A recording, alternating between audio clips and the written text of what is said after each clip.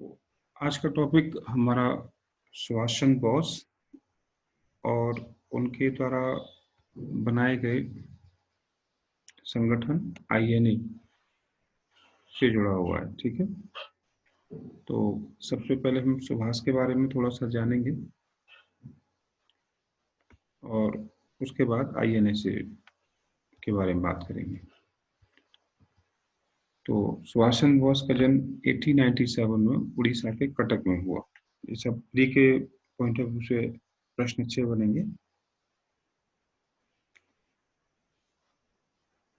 Calcutta university से उन्होंने graduate किया था और अच्छे परिवार से बिलोंग करते हैं, इसलिए इंडियन सिविल सर्विसेज की तरफ मोटिवेट होते हैं और उसे लंदन जाकर क्वालिफाई भी करते हैं और उनकी रैंक 4th थी उस साल। ठीक है, उसके बारे में कई कहानियां हैं तो वो हमारे लिए जरूरी नहीं है। इसी बीच भारत में नॉन कॉपरेशन शुरू होता है। तो नॉन कॉपरेशन गांधी शुरू करते हैं, तो गांधी के आह्वान पर उन्होंने आईसीएस छोड़ दिया और राष्ट्रीय आंदोलन की तरफ बढ़ते हैं। लेकिन यहाँ उनके गुरु गांधी नहीं है, यहाँ उनके गुरु कौन है? चित्तरंजन दास हैं। तो उनकी भी प्रेरणा है, तो दोनों की प्रेरणा से वो नॉन कॉपरेशन में पार्टिसिपेट करते हैं। नेशनल कांग्रेस यानी राष्ट्रीय कांग्रेस में शामिल होते हैं। पहली बार जेल जाने का इंसिडेंट उसी दौरान आएगा 1921 में। तो दो ही पॉइंट यहाँ काम के हैं कि पहली बार जेल कब जाते हैं, ये पॉइंट। दूसरी बात, एक बार जेल गए हैं तो मांडले जेल गए हैं बर्मा में, तो वो भी क्वेश्चन इम्पोर्टेंट है। 1924 में वो मांडले जेल में भी रखे गए हैं। ठीक है, आपको याद होगा जब हम स्वराज पार्टी की बात कर रहे थे चुनाव लड़ने के दौरान, उस समय कई सारे मेयर बने थे। उनमें से एक मेयर सुभाष चंद्र बोस भी है, जो कलकत्ता के मेयर रहे थे 1923-24 में। इसके बाद फिर आप जानते हैं चुनाव हुए, तो चुनाव में पार्टिसिपेट करने के लिए उन्होंने इंडिपेंडेंस लीग एक पार्टी बनाई थी कांग्रेस के बाहर। उसके बाद उनका नाम आता है नेहरू रिपोर्ट पर, और आपको याद होगा कि नेहरू रिपोर्ट पर सुभाष और जवाहरलाल नेहरू ने विरोध किया था। यद्यपि पास रिपोर्ट हो गई थी, लेकिन फिर भी उन्होंने विरोध किस चीज का किया था कि उसमें डोमिनेंट स्टेटस मांगा गया था, और ये दोनों क्या चाहते हैं? पूर्ण आजादी। तो इस बात पर उन्होंने विरोध किया था। इसके बाद कांग्रेस में उनका प्रभाव बढ़ा, तो हरिपुरा अधिवेशन और उसके बाद मध्य प्रदेश के जबलपुर में त्रिपुरी अधिवेशन में उन्होंने वो अध्यक्ष चुने गए। तो इसमें जो त्रिपुरी अधिवेशन है उसका महत्व ज्यादा है। उसका महत्व क्या है कि उसमें उन्होंने गांधी के प्रत्याशियों को हराया। गांधी का प्रत्याशी कौन है वहां पर? पट्टाभी सीता रमैया। तो जो लोग नए हैं ज्योति, तो उसे नोट कर लेना निहारिका। ठीक है, कि सुभाष ने त्रिपुरी अधिवेशन में किस गांधी के प्रत्याशी को, कैंडिडेट को हरा दिया था? तो नाम आएगा उनका पी सीता रमैया। लेकिन जब वो काम नहीं कर पाए तो उन्होंने इस्तीफा भी दे दिया कांग्रेस से। और उसी साल 39 में उन्होंने फॉरवर्ड ब्लॉक की स्थापना भी की।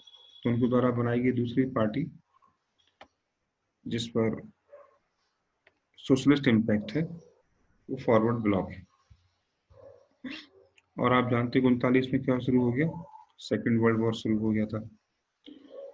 तो उन्हें मौका लगा कि सेकेंड वर्ल्ड वॉर भारत की आज़ादी के लिए एक अच्छा अवसर है, तो इस अवसर को हम प्रयोग करें और भारत को आज़ाद करा लें। कैसे? जितने भी इंग्लैंड के विरोधी देश हैं उन सबसे समर्थन लिया जाए। तो जर्मनी और इटली, है ना, बाद में जापान भी, इन सबका सहयोग लेकर भारत पर आक्रमण किया जाए और इंग्लैंड को वहां से हरा दिया जाए। तो इस उद्देश्य के लिए वो पूरे विश्व में जो जो भी संभव है, जहां जहां वो जा सकते थे, उन्होंने मदद भी ली है। और ये काम उन्होंने 1941 से शुरू किया।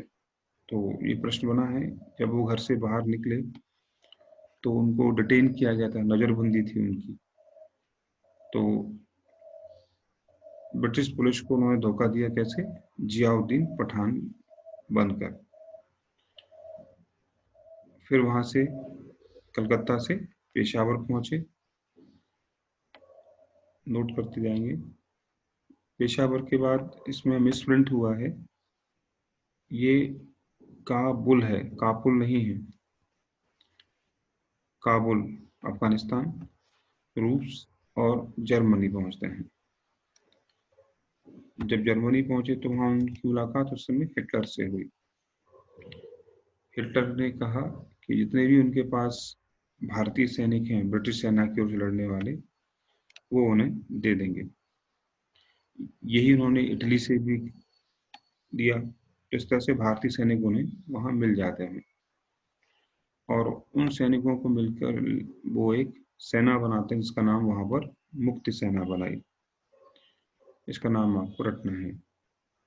मुक्ति सेना का जो हेडक्वार्टर है उसका नाम पूछा जाता है तो ड्रेस डन, ये धन लिखा है ना, DHN नहीं है, DAN है, ड्रेस डन नामक जगह को जर्मनी में है, वहां उन्होंने इसका हेडक्वार्टर भी बनाया है।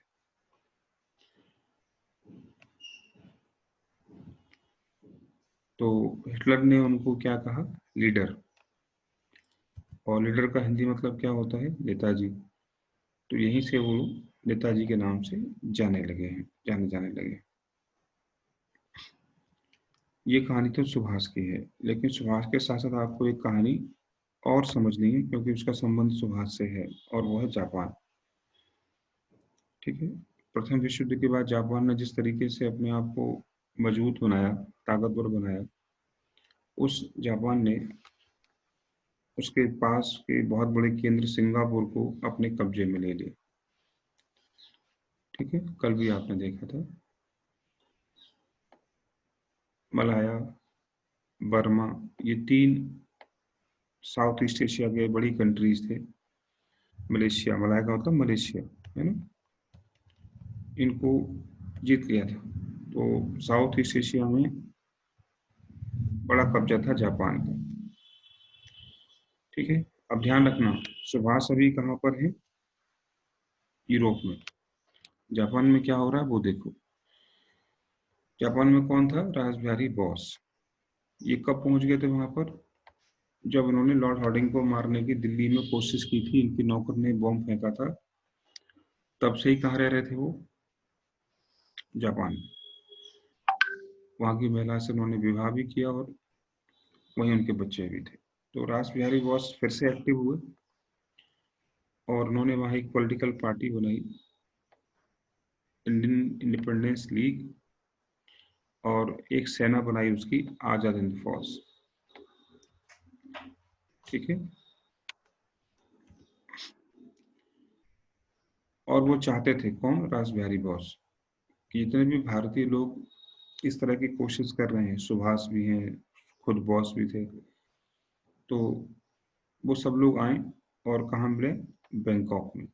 तो क्वेश्चन बनता है, आज़ादी के आंदोलन में बैंकॉक समिट क्या है? तो अब समझ में आना चाहिए कि बैंकॉक समिट आज़ाद हिंद फौज के गठन के लिए बुलाया गया एक समिट था during second world war,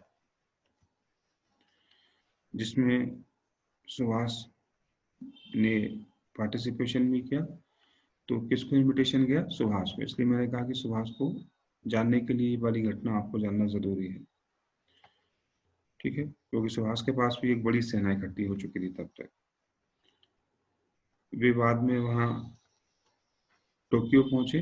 Tokyo के प्राइम मिनिस्टर कौन है उस समय? तोजो। तो कल आपने कुछ नाम पढ़े थे, उनमें से तोजो भी एक और ऐड करना है। जैसे Chinese prime minister Chiang Kai Shek, American president Roosevelt, Britain के प्राइम मिनिस्टर चर्चिल, ऐसे ही जापान के प्राइम मिनिस्टर तोजो, ठीक है। इसके बाद उन्होंने, जापान ने कहा कि हम आपकी मदद करेंगे और जो जो भारतीय क्षेत्र आपके हमारे कब्जे में है वो हम आपको दे देंगे। भारतीय सैनिक को हम हथियार भी देंगे। इस तरह की चीजें वहां से स्वीकार हुई। तो यही पहली बार सुभाष ने, ये थोड़ा मिसप्रिंट हुआ है, ये टोकी नहीं है, टोक्यो है, तो इसको थोड़ा ठीक कर लो। रेडियो टोक्यो से उन्होंने एक संदेश पूरे भारत को दिया, जिसमें उन्होंने गांधी को राष्ट्रपिता कहा था। तो हमने लिखा था गांधी को राष्ट्रपिता क्या किसने कहा? सुभाष ने। कब कहा? ये मौका आज आप देखेंगे, ठीक है। इसके बाद चूंकि सिंगापुर सिंगापुर पर जापान का कब्जा हो चुका था, तो सुभाष कहाँ पहुंचेंगे? सिंगापुर। यहाँ कौन वेट कर रहा है? रासबिहारी बोस, जो उन्हें क्या दे देंगे? इंडियन इंडिपेंडेंस लीग का अध्यक्ष बना देंगे। और उनकी सेना कौन सी थी? आजाद हिंद फौज। और वहां उनको कहा गया कि आप इनके कमांडर हैं। सुभाष को कमांड दे दी गई इस फौज की। और यही ध्यान से सुनना और रटना, सिंगापुर में ही उन्होंने क्या बनाया? अस्थायी सरकार। मैंने उस दिन बताया था 1914 में जो महाराजा महेंद्र प्रताप ने, राजा महेंद्र प्रताप ने सरकार बनाई थी काबुल में, तो तभी मैंने कहा था कि एक सरकार और बनेगी जो सुभाष बनाएंगे। तो सुभाष की दूसरी सरकार सिंगापुर में बनी। मैंने उसमें भी आपको मीनिंग बताया था। अस्थायी सरकार का मतलब क्या है? कि आप कुछ लोगों को या दुनिया को ये समझा सको कि भारत गुलाम है, इसलिए भारत की कोई सरकार नहीं है। हम लोग भारत को रिप्रेजेंट करते हैं, भारत की आज़ादी के लिए काम कर रहे हैं, इसलिए हमको ही आप वहाँ का रिप्रेजेंटेटिव मान लीजिए, ठीक है। तो सिंगापुर में सुभाष ने अस्थायी सरकार बनी। तो दो जगह बनी है, काबुल में 1914 में और यहाँ 1943 में आकर। यही उन्होंने दो नारे दिए, दिल्ली चलो का नारा दिया और तुम मुझे खून दो मैं तुम्हें आज़ादी दूंगा स्लोगन, यही उनका सामने आता है उन सैनिकों।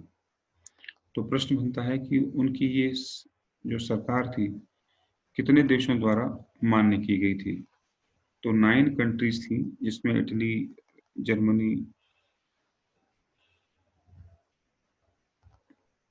जापान इत्यादि ने इस देश को, इस सरकार को समर्थन भी दिया और माना कि हाँ, कि सुभाष ही सरकार के मुखिया हैं, ठीक है। यहाँ तक ये आजाद हिंद फौज उनके नियंत्रण में आ गई है। अब आजाद हिंद फौज की ये कहानी और है जो आपको यहाँ जोड़नी है, ठीक है। और वो कहानी है कैप्टन मोहन सिंह की। तो इस तरह से आजाद हिंद फौज 3 लोगों के प्रयासों का परिणाम है। सुभाष ने सैनिक जोड़े उसमें, रासबिहारी बोस ने सैनिक जोड़े, और इन सबसे पहले जो आइडिया था वो किसका है? तो वो कहानी इसमें आगे मिलेगी आपको, यहाँ पर है। तो अगर आईएनए से केवल प्रश्न आता है तो फिर सारी कहानी सुभाष की छोड़ के यहाँ से तैयार कर ली है। तो अभी मैं तैयार करवा दे रहा हूँ, आप बाद में सुभाष पर आते हैं। INA, ठीक है, और आजाद हिंद फौज।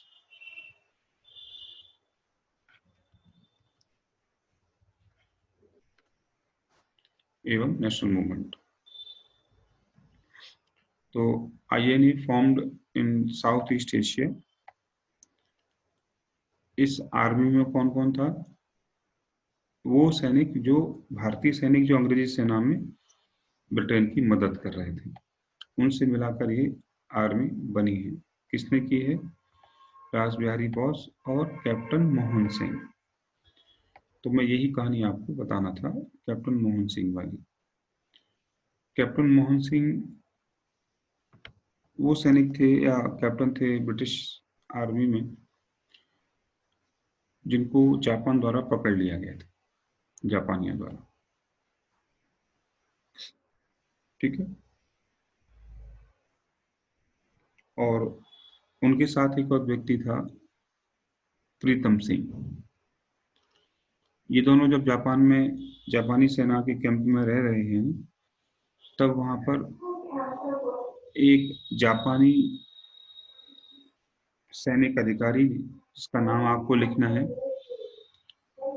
मेजर मेजर, एक सेकंड होल्ड करना।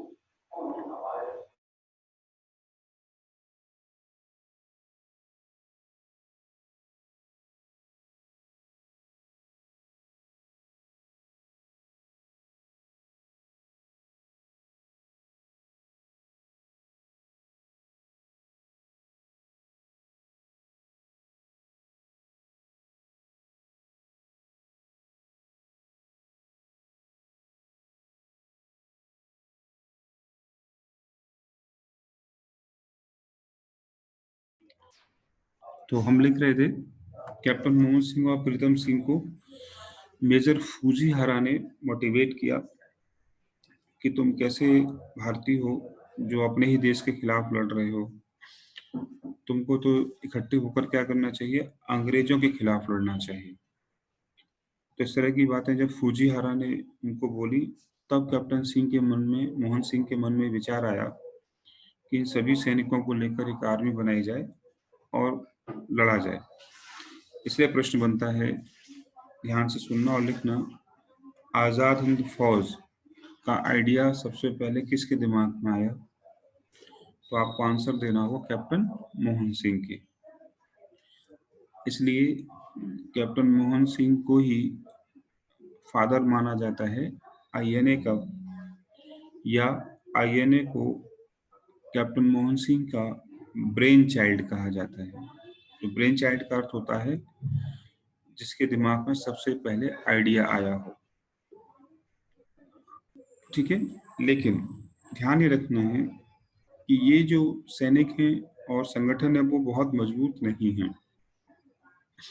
इसको मजबूत करने का काम करेंगे सुभाष चंद्र बोस।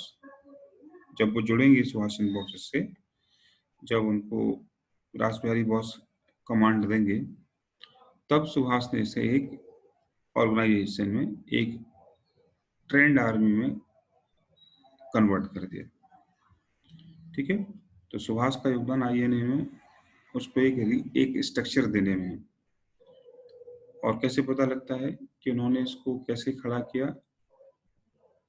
उनमें लोगों में जोश भरा, और सेना में चूंकि कई कमांड होती हैं, कई ब्रिगेड होती हैं, तो उन्होंने भी कई सारी ब्रिगेड तैयार की हैं, जैसे लक्ष्मीबाई ब्रिगेड, गांधी ब्रिगेड, नेहरू, और खुद अपने नाम से भी उन्होंने कई सारी ब्रिगेड बनाई। लक्ष्मीबाई ब्रिगेड कौन सी थी? जो महिलाओं से संबंधित थी, महिला सैनिकों से संबंधित थी। ये प्रश्न आता है अलग से। तो लक्ष्मी सहगल इसकी हेड हुआ करती थी, इस ब्रिगेड की, जो बाद में भी, आजादी के बाद भी लंबे समय तक जिंदा रही थी। तो ये है ये है सुहास का योगदान INA को लेकर। INA की सफलताएं क्या है वो भी देख लीजिए। तो थोड़ा मिसप्रिंट हुआ है, ये INA होगा, INA ने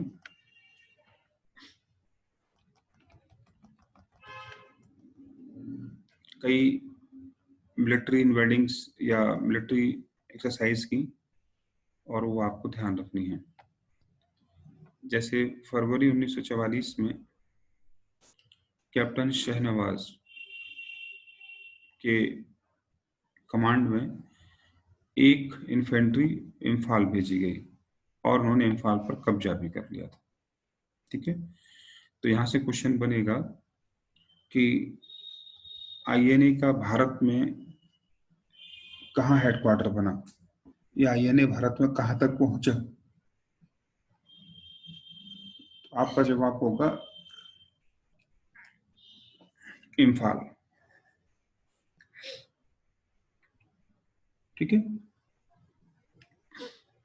एक और टुकड़ी थी जिसको कोहिमा होते हुए, मतलब रंगून होते हुए कोहिमा भेजना था, लेकिन वो टुकड़ी खराब मौसम, बरसात शुरू हो चुकी थी, उसके चलते वो डिस्ट्रॉय हो जाती है।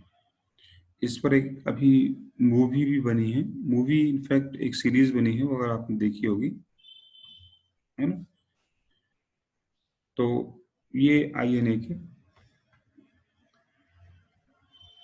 सफलताएं हैं। इसी INA को जब सुहास मिल जाते हैं, सुहास ने इन सबको भेजा भी इनफैक्ट, तब जापान ने भारतीय सैनिकों की सहायता से क्या किया, अंडमान और निकोबार को जीत रखा था, वो सुहास को दे दिया। तो सुहास ने अंडमान का नाम क्या कर दिया, शहीद, है, और निकोबार का नाम कर दिया स्वराज। ये प्रश्न बहुत पूछा जाता है, और आप देख रहे होंगे हर तरह, हर बार गांधी को साथ लेकर चल रहे हैं। स्वराज भी उनके लिए गांधी का ही कंसेप्ट है। तो कल आप देख रहे थे ना कि जापान भारत के पास आ गया है, गांधी कह रहे हैं कि जापान के लिए मत छोड़ के जाओ हमें, जबकि सुभाष क्या कर रहे हैं, जापान की मदद से ही भारत आ रहे हैं और कह रहे हैं कि जब तक युद्ध चलेगा तब तक भारत जापान के नियंत्रण में रहेगा। तो प्रश्न ये है यहाँ पर कि आखिर गांधी जापान का क्यों मना कर रहे हैं और सुभाष जापान को क्यों समर्थन दे रहे हैं? आपने कल दोनों कहानियां पढ़ ली हैं, तो कुछ आइडिया लग रहा है कि आखिर गांधी ने जापान का विरोध क्यों किया?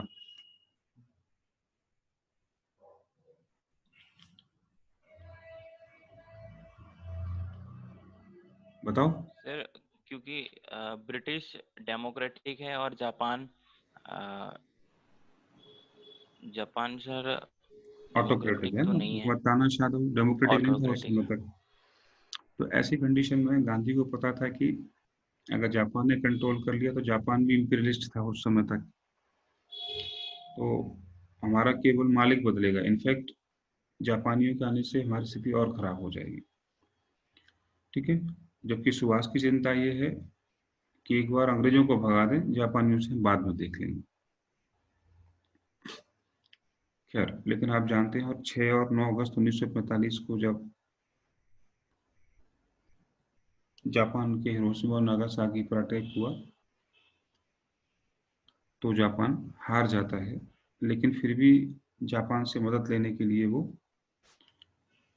बैंकॉक से टोक्यो, ये गलत टाइप हो गया है, सीटों लिख दिया है ना, तो कहाँ जा रहे थे वो, बैंकॉक से टोक्यो की जर्नी पर है। लेकिन इसी बीच में उनका जो प्लेन है वो क्रैश होता है। ये फॉर्मूला नहीं है, ये फारमोसा है। क्या लिखेंगे इसे आप, फारमोसा, जिसे आज का ताइपे कहा जाता है, आइलैंड है ये। ठीक है, यहाँ पर उनका विमान क्रैश हो जाता है प्लेन, और 18 अगस्त को उनकी डेथ हो जाती है, ऐसा मान लिया गया है। सस्पिशियस तो हमेशा से ही रहा है, लेकिन मान लिया जाता है कि 18 अगस्त की उनकी डेथ हुई। ठीक है, अब INA का क्या हुआ? वो कहानी फिर से शुरू करो। आईएनए के सैनिकों को पकड़ लिया गया और उन पर मुकदमा चलाया गया, क्योंकि जापान हारा तो इंग्लैंड जीता, सीधा सा मतलब था। तो सारे सैनिकों को कहा गया कि तुमने क्या किया है, सेडिशन, राजद्रोह किया, देशद्रोह किया है, इसलिए तुम पर मुकदमा चलेगा। तो इन सभी सैनिकों को पकड़कर भारत लाया गया और उन पर मुकदमा चला। मुकदमा इन सैनिकों को कहाँ रखा गया, लाल किले के अंदर रखा गया, इसलिए इसको रेड फोर्ट केस भी कहते हैं, लाल किले का मुकदमा कहा जाता है। तो कई बार पूछा गया है कि रेड फोर्ट केस क्या है और किससे जुड़ा हुआ है। तो रेड फोर्ट केस आईएनए से जुड़ा हुआ है। ठीक है, तो नेक्स्ट हेडिंग बनेगा लाल किले का मुकदमा। छोटा सा टॉपिक है, नवंबर 1945 का।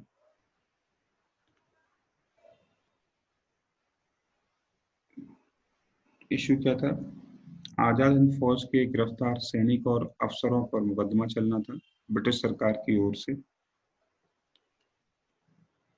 जिसमें जो मुख्य अधिकारी थे उनका नाम आपको लिखना है। एक तो वही मेजर साहब थे जो इम्फाल पहुंच गए थे, कैप्टन शहनवाज। दूसरे थे कर्नल प्रेम सहगल, कर्नल प्रेम सहगल। तीसरा नाम था कर्नल गुरुदयाल ढिल्लों। तो शहनवाज, प्रेम सहगल और गुरुदयाल ढिल्लों, इन तीन लोगों पर मुकदमा चला।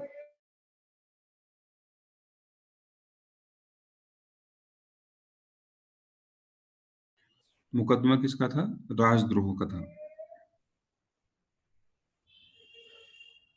तो इस समय आज़ादी बहुत पास दिखाई दे रही थी, तो कई सारे वकीलों ने मिलकर इन सैनिकों के लिए मुकदमा लड़ने का प्रयास किया। उन्होंने एक टीम बनाई, उस टीम का नाम पूछा जाता है और उसके हेड पूछे जाते हैं। तो इन सैनिकों को बचाने के लिए वकीलों की एक समिति बनी, जिसके अध्यक्ष भूला भाई देसाई थे, भूला भाई देसाई। इस समिति का नाम था आजाद हिंद फौज बचाव समिति, आजाद हिंद फौज, आईएनए डिफेंड कमेटी। साथ में कौन है, भूला भाई देसाई हेड हैं। उनका साथ कौन दे रहा है, तेज बहादुर सप्रू, तेज बहादुर सप्रू, कैलाश नाथ काटजू, अरुणा आसफ अली लेडी के नाम पर साथ में है, और जवाहरलाल नेहरू। इतने बड़े वकीलों की कोशिश के बावजूद इन तीनों को फांसी की सजा सुना दी गई। तो क्या फांसी मिली, नहीं, इन लोगों को फांसी नहीं मिली, क्योंकि उस समय सरकार भारत के साथ एडजस्ट करना चाहती थी, इसलिए इन सैनिकों को फांसी देकर कोई और बड़ा इशू क्रिएट नहीं करना चाहती। एक रीजन तो ये था। एक रीजन और था, और वो था इसी समय आईएनए का विद्रोह भी होगा। ठीक, तो सॉरी, रॉयल आर्मी का विद्रोह होगा, शाही नौसेना का। तो सरकार उससे भी बचना चाहती है। ठीक है, वो मुकदमा फरवरी 46 में शुरू हुआ था।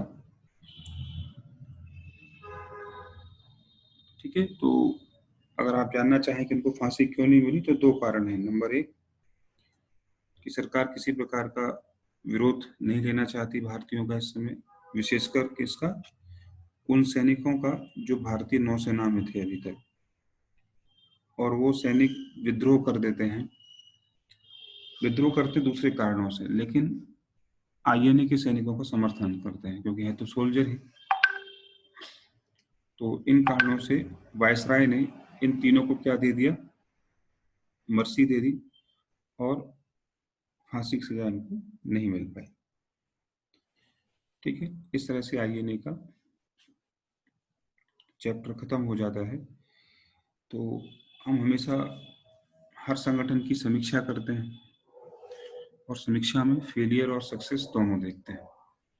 तो फेलियर क्या है आईएनए का या सुभाष चंद्र बोस का भी साथ में? तो सबसे बड़ी जो कमी है आईएनए की वो है उनके पास एक स्ट्रक्चर नहीं है। हमने भले ही सुभाष को क्या माना कि सुभाष एक अच्छे ऑर्गेनाइजर हैं, आर्मी को तैयार किया, सारी बातें ठीक है, लेकिन माना जाता है कि ये जो स्ट्रक्चरिंग है वो जोश ज़्यादा था, रिजल्ट्स कम थे। ठीक है, तो पहली आलोचना, आईएनए ब्रिटिश सेना की तरह क्या नहीं है, संगठित नहीं है। ट्रेंड जरूर है क्योंकि सोल्जर्स हैं उसमें, है ना, लेकिन उस तरह से ट्रेंड नहीं है। दूसरी आलोचना क्या है, आईएनए के पास वो हथियार, आर्म्स, एमुनेशंस नहीं है जो ब्रिटिश आर्मी के पास है। ये दूसरी समस्या है उनके लिए। तीसरा आलोचना कही जाती है कि भारत जैसे देश की आज़ादी कभी भी आर्म रिवॉल्यूशन पर बेस नहीं हो सकती थी, चाहे कुछ भी हो जाता, लेकिन इसके बावजूद भी ब्रिटेन को भारत में हराना असंभव था, चाहे जापान कितना भी सक्सेसफुल तो। तो कुछ लोग मानते हैं ऐसा, कुछ लोग कहते हैं कि नहीं, जब हम इम्फाल तक पहुंच गए थे, अंडमान निकोबार तक पहुंच गए थे, तो कुछ और समय मिलता तो हम दिल्ली भी पहुंच जाते। खैर, तो कहने का मतलब आर्म रिवॉल्यूशन से सफलता संभव नहीं थी। लास्ट, आईएनए टोटल डिपेंडेंट किस पे थी, सुभाष चंद्र बोस पर। जैसे उनकी मृत्यु हुई आईएनए भी बिखर जाता है। ऐसा नहीं होना चाहिए ना। आर्मी जब बनी है, फौज जब बनती है तो किसी एक आदमी पर डिपेंडेंट नहीं रहती। तो इसका सीधा अर्थ यह है कि सुभाष ने उन लोगों में जोश भरा। तो जोश 100% है, लेकिन क्षमता इतनी ज़्यादा नहीं है कि वो भारत को आज़ाद करा सके। ये तो है उनका नेगेटिव पॉइंट। पॉजिटिव क्या है वो भी देखें। इतनी सारी कमियों के बावजूद आईएनए के सैनिकों ने पूरी मजबूती से फाइट की। हथियार नहीं है, ट्रेनिंग एडवांस लेवल की नहीं है, रसद नहीं है। जो टुकड़ी आपको कोहिमा होते हुए गई थी, वो टुकड़ी बहुत दिनों तक लड़ती रही वहां पर। अगर आप वो मूवी या सीरीज देखेंगे तो आपको पता लगेगा वो, है ना। तो स्पिरिट बहुत अच्छी है, और उस स्पिरिट ने जितने भी भारतीय हैं, इवन वो भारतीय जो भारत में रह रहे हैं और विदेशों में नहीं है, उन्होंने, और वो भारतीय जो विदेशों में अमेरिका, कनाडा और लंदन में है, उन्होंने भी आईएनए को पैसा भेजा। इसका मतलब आईएनए पूरे देश के नागरिकों को तो ही नहीं बल्कि पूरे देश के लोगों को एकजुट कर दिया। ये चीज अच्छी थी। जितना चंदा सुहास पे इकट्ठा हुआ वो सभी लोगों का चंदा था, देश और देश से बाहर के लोगों का। तीसरा, फौज में चूंकि कास्ट और धर्म की बेसिस पर कोई विभाजन नहीं होता, तो ये इतना बड़ा आंदोलन था जिसमें धर्म के बेसिस पर कोई भी डिफरेंसेस नहीं थे। अन्यथा आपने देखा कि भारत के लगभग हर आंदोलन में क्या है, कांग्रेस के हर आंदोलन में सभी पार्टिसिपेट नहीं करते, कुछ ना कुछ छूट ही जाता है। लेकिन इस सेंस में यूनिक है कि इसमें भारत के सभी क्लासेस, सेक्टर का रिप्रेजेंटेशन देखता है, चाहे धर्म का हो चाहे जाति का हो। ठीक है, तो इससे नेशनलिज्म या राष्ट्रवाद मजबूत होगा।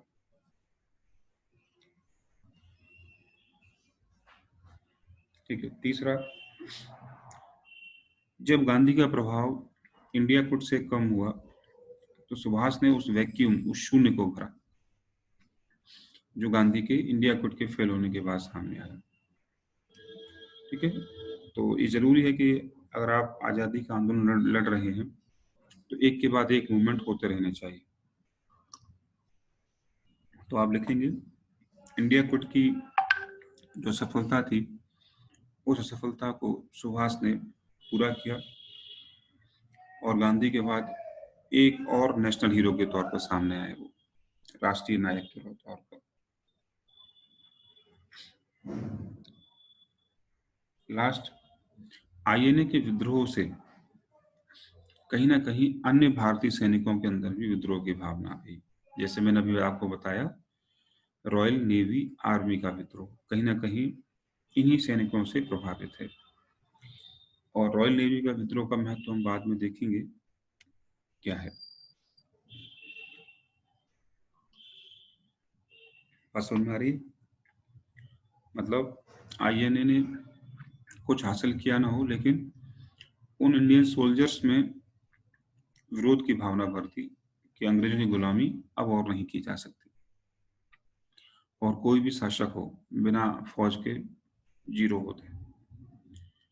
तो थल सेना तो दरार पड़ी चुकी थी, इस आर्मी से नेवी में दरार पड़ी। और कहा जाता है कि जिस दिन इंग्लैंड को लगा कि अब नेवी हमारे हाथ में नहीं है, उस दिन इंग्लैंड के लोगों ने अपने अंदर ही मान लिया कि भारत छोड़ना हो, क्योंकि पूरी इंग्लैंड की सफलता किस पर निर्भर करती थी? नेवी। और जब नेवी में दरार पड़ी तो सारी कहानी पलट गई। तो ये सबसे बड़ा कंट्रीब्यूशन है आईएनए का।